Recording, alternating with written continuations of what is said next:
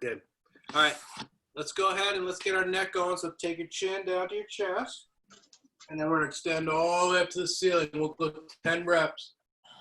Chin down and chin up, all the way for 10.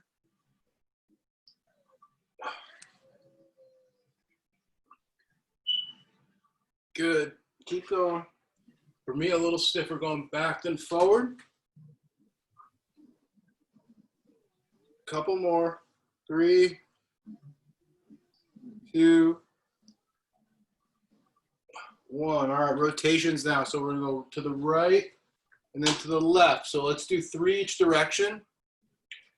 And then after your third, you're gonna keep doing them, but you're gonna assist. So you're gonna use your hand just to twist a little bit more. You don't have to crank too much, but give yourself a little bit of assistance.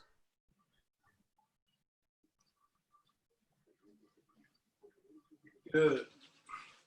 Let's add a third one that we haven't done before, side bending, so ear to shoulder, and then a little bit of a stretch this way. Good. Now, when you're doing this, be careful because a lot of people will start to do this and their shoulder will hike. Make sure your shoulder stays down so you get a nice little stretch there. Good, and then go to the other side. A lot of people this feels a little funky with, but make sure we're not getting this. Shoulder stays down, head goes in side bend, just like that. Good, one more time each way. So I'll go stay on this side, but you guys can do the other side if you want. Good, and then the other end.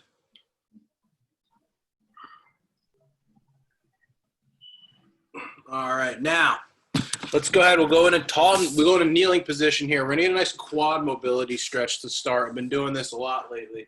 So what I want you to do is you're gonna go tall here. I want you to start working backwards this way, and you should feel a nice stretch in your quads. So go back. So this, I'm pretty tight with this, so I'm not a great example, but I have to stay up kind of tall to do it. If you feel comfortable, start working your way back with your hands behind you. And you should feel like the front of your quads are starting to stretch. And if you can, put your hands behind you and start to move. Now, the other thing to think about too is if you keep your knees in line with your hips, it'll be more challenging. If you spread your knees out, it'll be a little easier. So work through this a little bit. Try to get the kinks out. Start working back and forward. So there's kind of 2 parts as you're going.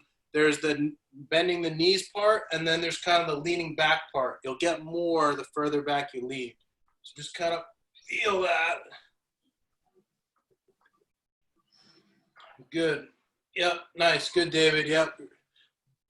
So lean back first, and then back there.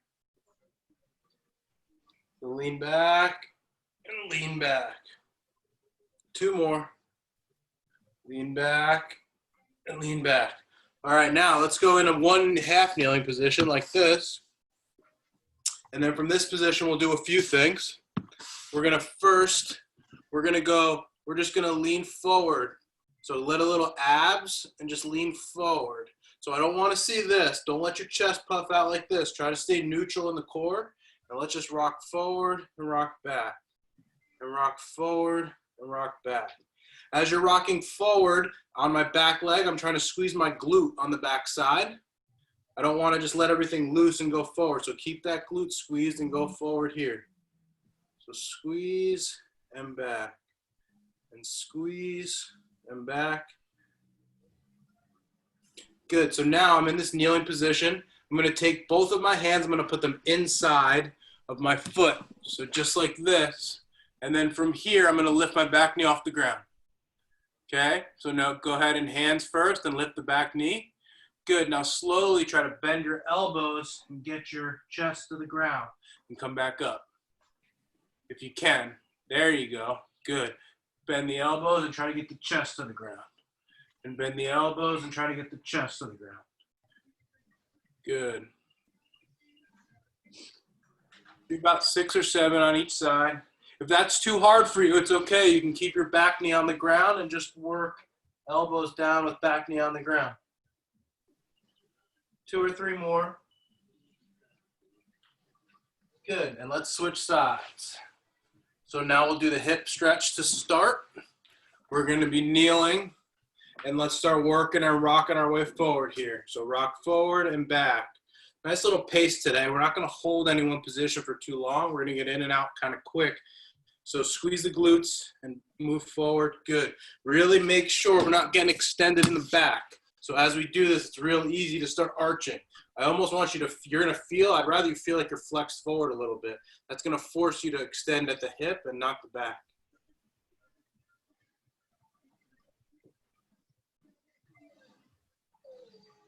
Good. 3, 2, 1. All right, now if you can, hands inside of your foot, back knee up, and start bending your elbows to get to the ground. If you can't keep that back knee off the ground, that's okay. Keep it on the ground, no problem.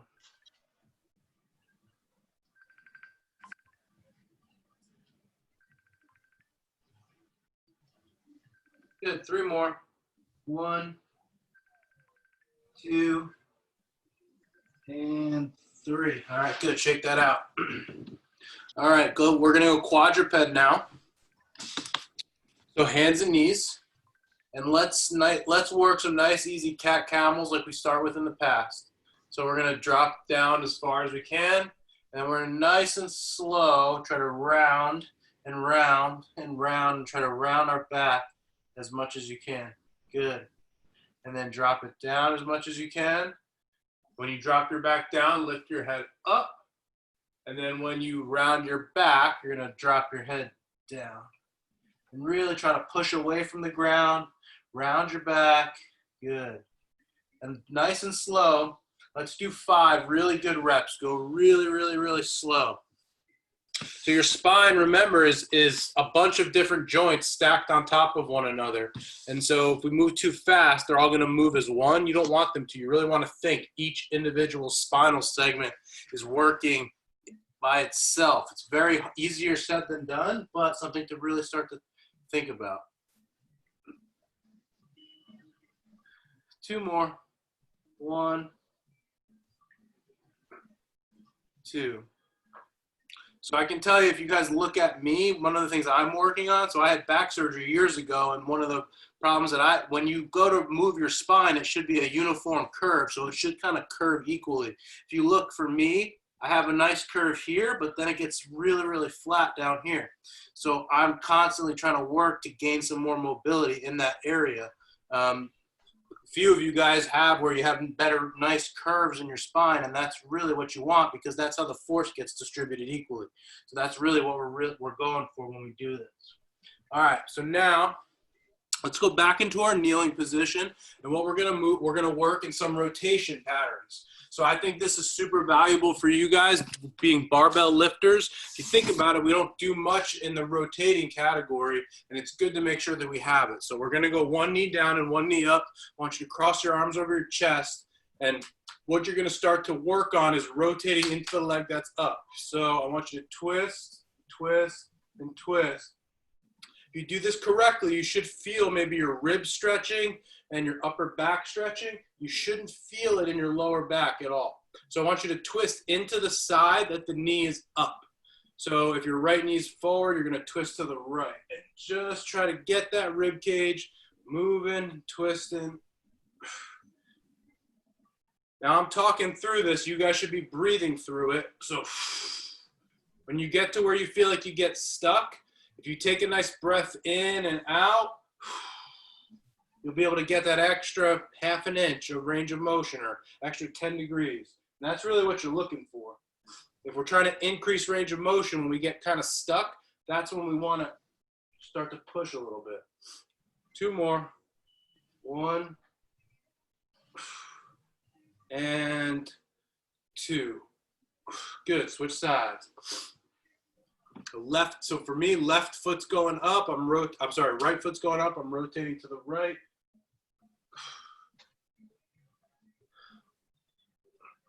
Good. Really, when you feel like you get stuck, I want you to go a little further. A little bit further.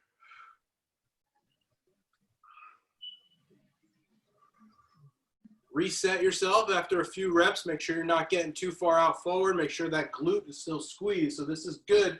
You're learning how to keep your glute squeezed and getting some range of motion in the mid-back. 2 more. 1,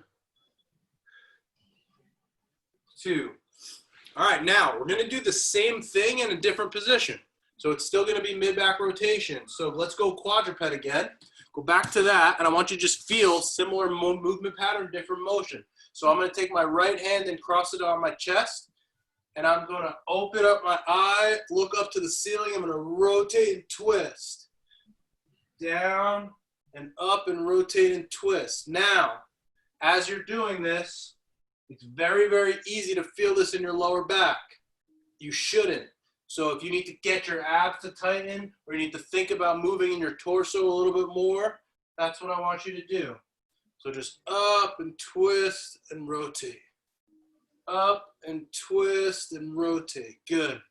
Let your eyes lead you. If your eyes look to the ceiling, you'll get more mobility.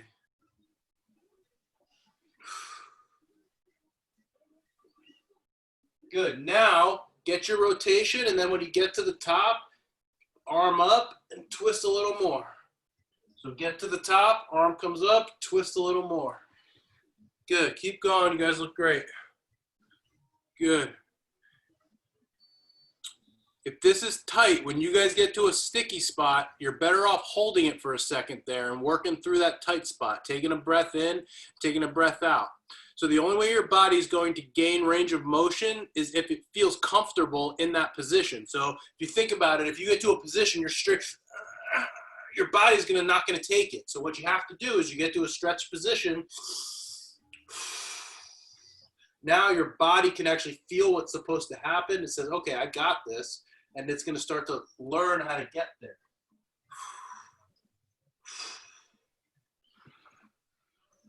Good, and now let's go ahead and switch sides. So first 5 we're gonna do is arm is gonna stay right across the chest. So we're just gonna focus on the mid back. So twisting through the middle back, and then bringing it back, and twisting for 5 reps. Keep going, you guys look good. Remember, this shouldn't hurt your lower back. It should just feel like a stretch in your middle back. 2 more. Last one. Good. Stay in that position, rotate, and then use your arm to get the rest of it. So rotate through.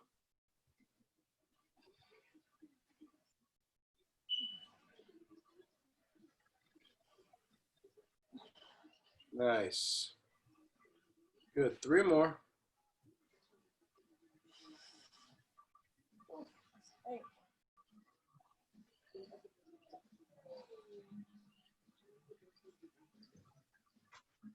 Good.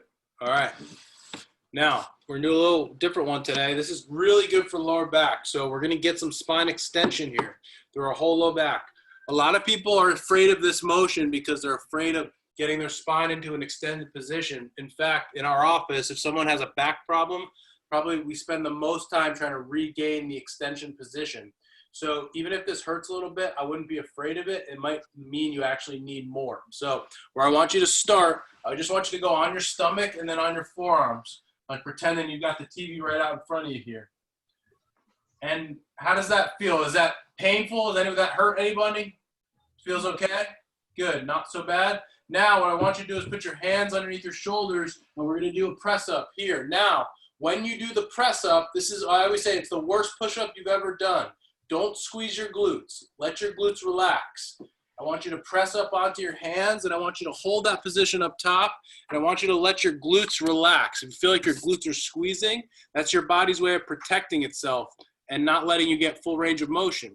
So one of the things we say in our practice is end range is where the magic happens. So when you can get your spine to end range positions, that's usually when you can start to make changes.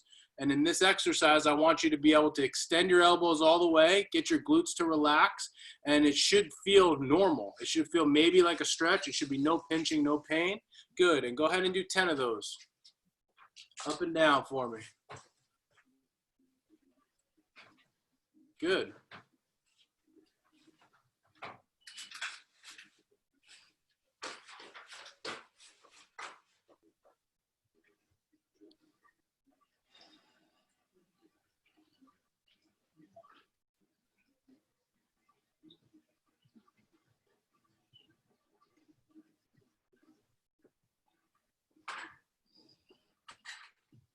Nice and slowly. Everyone's doing great. Excellent. Good. Couple more, 2 or 3 more.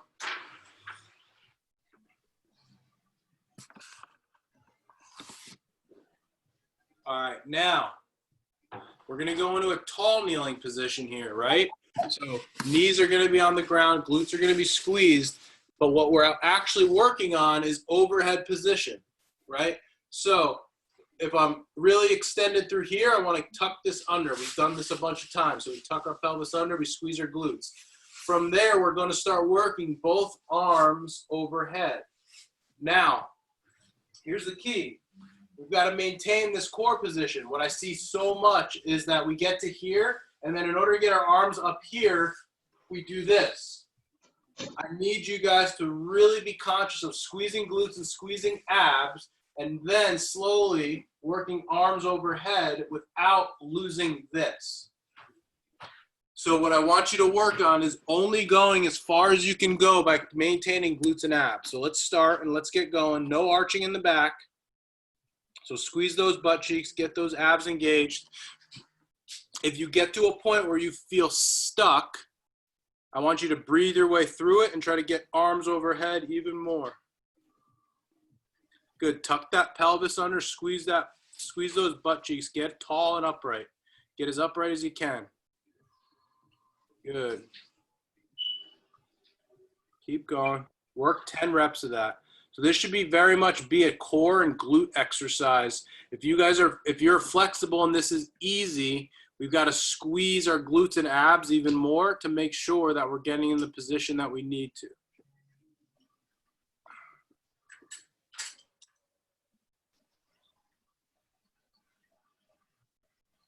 Keep going.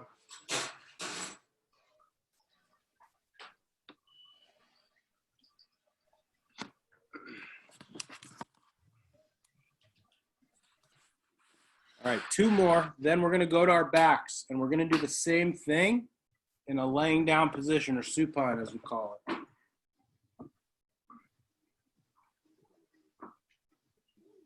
Okay. Now, again, same exercise, different position. We're going to lay on our back. We're going to put our feet so they're flat on the ground. Now, the first thing that we're going to do, if you take your hand and put it underneath your back and there's any sort of room there, that's not good. What I want you to do is take your spine, your back, and flatten it out totally towards the ground first. When you do that, your abs will be on a little bit, your glutes will be on a little bit, and now we're ready to go. From that position, that doesn't move, and now all we're doing is starting to work arms overhead. If you feel like you get to here and to get to the top, you have to arch through here. That's where we want to stop. We don't want to do that. So flatten your back on the ground. We're going to slowly start to work arms overhead. Ideally, if your hand is like this, you should be able to get your thumb to the carpet or the ground without losing core position at all. So now I feel my abs. I feel my glutes.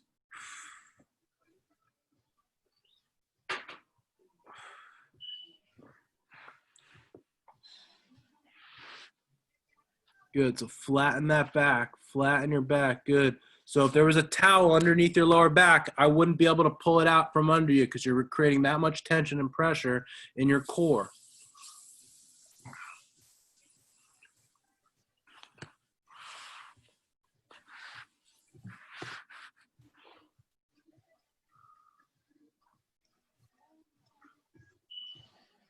So now start to think about this. If it's easy to get here, now we've got to figure out how to stabilize. If it's hard to get here with what we're talking about, we know that you're compromised at the top position, whether it's barbell or a lot of people with kipping pull-ups or pull-ups in general, right? As soon as we start getting in the position where we're moving through here too much, we lose all stability in our shoulder and our core. So working on this drill specifically really teaches us how to create tension and pressure with our arms and our shoulders, with our core, with our glutes.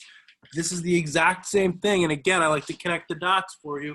If we've got overhead in a pull-up, what I see so much is people get to here and then they go to kip and then they lose their core, they lose their abs, and they start moving through here. And that puts a ton of strain on the anterior shoulder, which ends up in a bicep problem or a labral problem or something like that. The other thing that's going to end up in for you is overhead with a barbell. If I'm working with someone right now where as soon as we get arms overhead, we get this, or we get neck forward. And so we're working on getting core, glutes, abs engaged so that you can stabilize up top like this. So the point for me is, you know, this is mobility class, but you can't do mobility without having the stability in the right places. So that's why we always kind of talk about both of them together. Okay, now we're going to do the same thing. It's going to be a little, it might actually be a little easier, but it's going to get your core going a little more. Same exact exercise, but this time you're going to bring your knees to 90 degrees, knees and feet to 90. That's going to allow you to flatten your back even more. It's going to engage your abs. And now we're going to start working arms overhead from this position. So now go ahead and do that.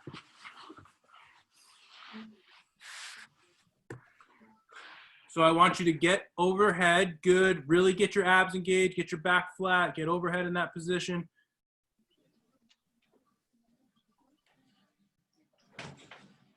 Good. I want your legs to look like you're in a squat. So your knees are at 90, your knees might be a little wider than they shouldn't be touching. So your knees and feet should feel like they're in a squat. And now, so check this out. See if y'all can see this. So that position we just did there, and again, I put a lifter here because my ankles are tight, but that position that we just did, arms up, that's the bottom of your squat, right? So if your abs are engaged, your back is flat, your arms are overhead, we're creating tension and stability. It's the same thing as doing this. So go ahead and do it one more time, thinking about when you go to catch a snatch or when you're overhead squatting, that's the amount of tension that you have to start to be able to feel like you can create.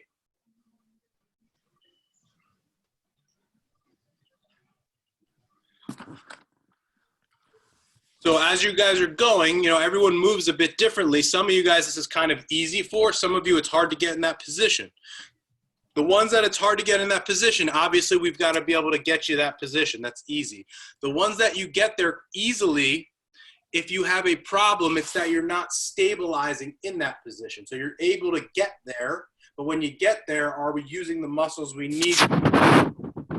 If you can get there on your back, what you have to start to consider is, can I do that when I'm up in that squat position? And most of the time, you know, if you think about it, when I catch that snatch at the bottom and it's 70% of my max, am I able to stabilize the way that I want? What we always say is, I want to make sure that you can do it in an environment like this first. So you've got that kind of brain pattern so that when you get into a workout, you're able to do it even better.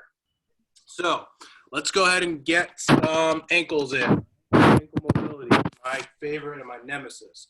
So left kneeling here, hand and all your weight on your front leg. I know David likes to use his kettlebell, which he can if he wants.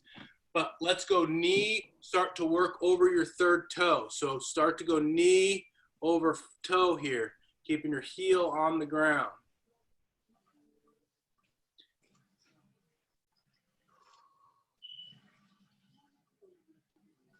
Let's go 15 reps. Really put your weight on these suckers.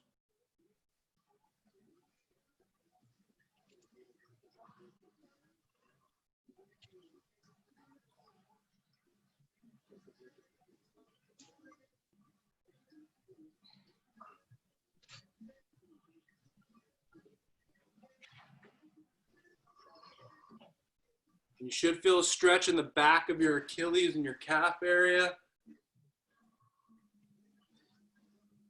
Let's go 3 more. 1, 2, 3. All right, switch sides.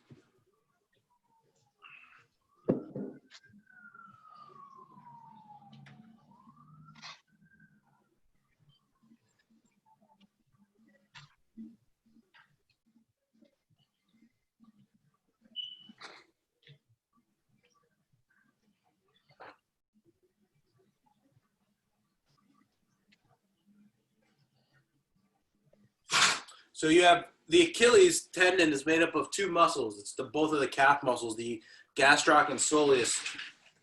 Right now we're actually stretching the soleus muscle because our knee is bent. The next one we're going to do is we're going to do it with a straight knee, and that's going to stretch the other muscle. But those two muscles come together to create that Achilles tendon. So when your knee is bent, you're only stretching one of the muscles. And now, we're going to do like a downward dog position, but for our Achilles, or our calf. So we're going to get up in this position and watch my feet. And again, my calves are tight, so hopefully you do it better than I do. I'm going to just start rocking one leg down and the other leg down. One leg down and the other leg.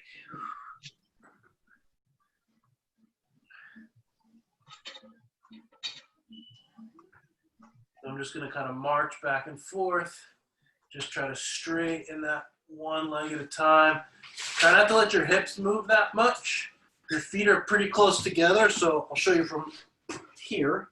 My feet are pretty close together, and I'm just kind of rocking, but you don't see much side-to-side motion. Just foot down, and foot down, foot down, foot down, just like that. And if that's easy, move your feet closer to your hands, so pike your butt up a little bit more. Yeah, I'm not a good example, so don't follow what I'm doing. I'm super tight.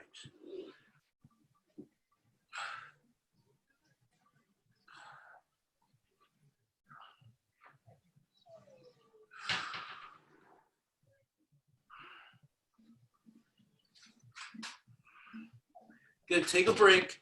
We're going to go back into that in a sec, a little bit differently though. We're going to do both legs at the same time. And we're just going to start here, and then we're going to walk our hands back and try to get into a forward fold.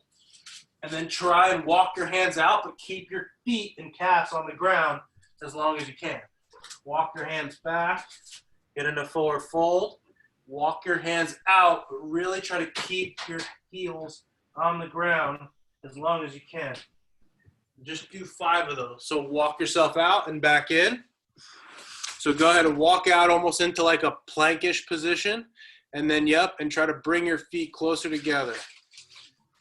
Feet shoulder width apart. Good. And as you walk your hands out, keep your heels on the ground more. Heels, heels, heels. Good. Yep. Fight to keep your heels on the ground as long as you possibly can. Yep. There you go. Now we're doing it. Excellent. Good. Heels, heels, heels. Good. Keep going.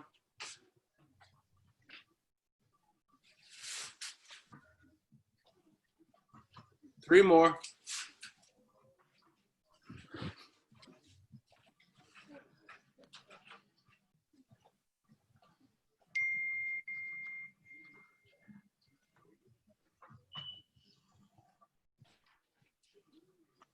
Good.